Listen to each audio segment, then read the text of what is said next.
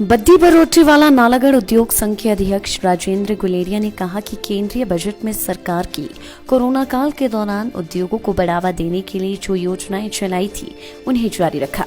जैसे बैंकों के माध्यम से इमरजेंसी क्रेडिट लाइन योजना को 2023 तक कर दिया है। पीएलआई योजना के दायरा व उसके बजट को बढ़ावा दिया है।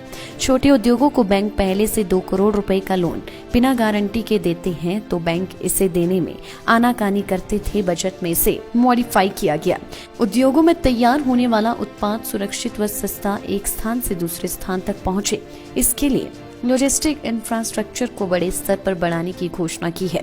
इंफ्रास्ट्रक्चर पर पहले 15,000 करोड़ रुपए बजट में रखा था, लेकिन इस वर्ष 1 लाख करोड़ रुपए बजट का प्रावधान किया है, जिससे बाजार में डिमांड बढ़ेगी और लोगों को रोजगार मिलेगा। मुझे लगता है कि इस बजट में सरकार ने जो इंडस्ट्री के लिए पहले की जो स्कीम्स शुरू की थी कोरोना काल के दौरान, उनको आगे कंटिन्यू रखा है, क्योंकि इंडस्ट्री का एक अच्छा ग्रोथ इस टाइम पे मिला है। तो सरकार को लगा कि ये स्कीम जो हैं ये इफेक्टिव हैं और उन स्कीम्स की अवधि को आगे बढ़ाया गया है। और दूसरा, जो सरकार ने ओवरऑल इंफ्रास्ट्रक्चर पे बहुत ज़्यादा खर्चा करने की बात कही है, उससे भी जो इंडस्ट्री है उसको फ़ायदा होगा, क्योंकि जो भी सामान लगेगा इंफ्रास्ट्रक्चर को डेवलप करने में वो जनरली इंडस्ट्री में बनता है, चाहे स्टील है, चाहे सीमेंट है, या और भी बहुत सारी चीज़ें जो इंफ्रास्ट्रक्चर में लगती हैं वो इंडस्ट्री में तैयार होती हैं। एक और चीज़ जो इंडस्ट्री के लिए सरकार ने की है कि जो सरकार का जो मिलिट्री बजट है, जो सरकार के ने खर्चा करना है इस साल में, उसका 68% वो भारत की इंडस्ट्री से प्रोक्योर करेगी। तो ये बहुत बड़ा कंपोनेंट है जो इंडस्ट्री पार्टिसिपेट करेगी, और इसमें खास करके जो मीडियम और स्मॉल इंडस्ट्रीज है उसकी हिस्सेदारी काफ़ी बढ़ेगी, क्योंकि 68% बजट अगर हिंदुस्तान में या भारत में खर्च होता है तो इंडस्ट्री को काफ़ी बड़ा फायदा होगा उसमें। और इंडस्ट्री के लिए कुछ जो काम करने की सहूलियत देने के लिए सरकार ने 2-3 चीज़ें कही हैं कि एक, हम आपसी विश्वास के ऊपर काम करेंगे। मतलब उसमें हो सकता है कि आगे सरकार ये कहेगी जो आपने सर्टिफाई कर दिया उसके बेसिस पे आपको बहुत सारी चीज़ें मिलने लग जाएंगी। कंप्लायंस कम करने की बात करी है, और ख़ास करके जो लघु और सूक्ष्म उद्योग हैं उनके लिए एक सरकार की जो क्रेडिट गारंटी स्कीम आती है चल रही है अभी, उसमें लेकिन इतना बड़ा फायदा उद्योगों को नहीं हो रहा था। तो सरकार ने आज घोषणा की है कि उसको मॉडिफाई करेंगे ताकि वो उद्योगों के प्रति उसका जो बेनिफिट है वो उद्योगों को ज़्यादा मिल सके, क्योंकि आज की डेट में बैंक उस स्कीम के अंडर इंडस्ट्री को फाइनेंस करने में हिचकिचाते हैं। तो अगर उसको मॉडिफाई करके इंडस्ट्री फ्रेंडली बनाया जाए तो मुझे लगता है सरकार की मंशा भी यही है, और कुछ आगे आने वाले दिनों में दिखेगा कि उन्होंने उसमें क्या चीज़ बदलाव किया है। तो ये तो इंडस्ट्री से रिलेटेड है।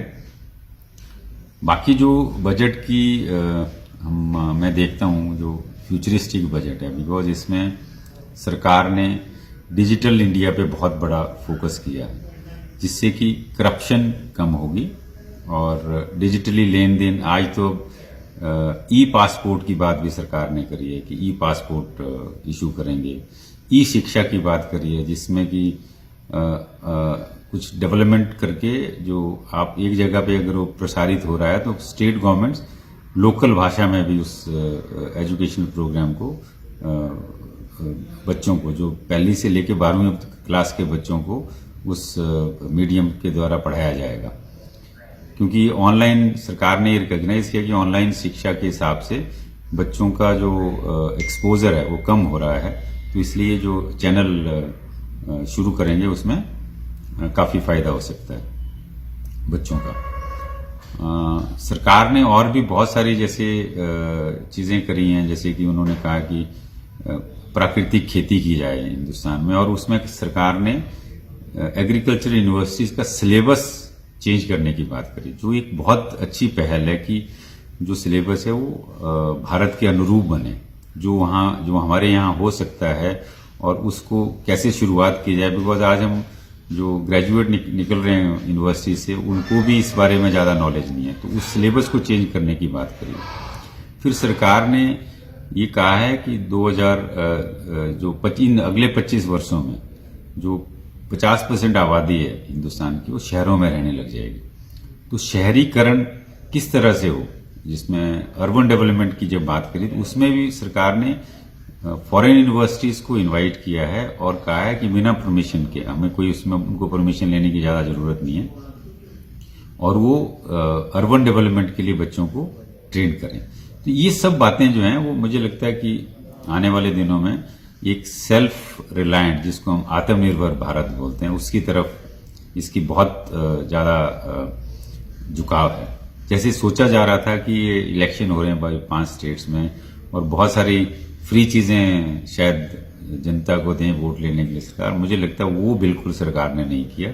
और आर्थिकी को, इकोनॉमिक्स को ध्यान में रखते हुए इस बजट को बनाया गया है। इसमें वोट पॉलिटिक्स बिल्कुल नहीं है, मुझे ऐसा लगता है। Thank you. Life times TV के लिए बद्दी से अजय रतन की रिपोर्ट। हिमाचल की सबसे बड़ी ऑटो डीलरशिप गोयल मोटर्स में नौकरी करने का सुनहरा अवसर।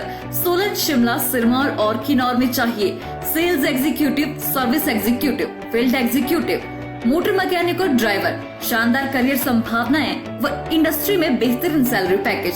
तो आज ही कॉल करें 9418035372 पर और ईमेल से भेजिए अपना बायोडाटा hr@goilmotor.com पर।